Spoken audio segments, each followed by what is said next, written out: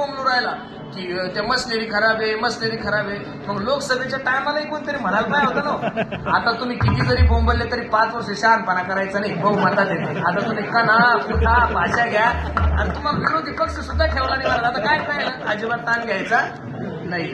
5 वर्षानं तुम्ही का हारले याचं चिंतन करा, बैठका घ्या, हिमालयाचा भजन करा. 5 वर्ष तुम्ही शहाणपणा करायचा. ही वस्तुस्थिती आहे ना महाराज. एकदा सत्तेपुढं शहाणपण चालत नाही ही मनका लावलेली लोकांनी. सत्तेपुढं शहाणपण चालत नाही मनका लावली. आता तुम्ही असे उघड्याने जरी आंदोलन केले तरी सत्ता बहुमतात काही परिणाम होणार नाहीये.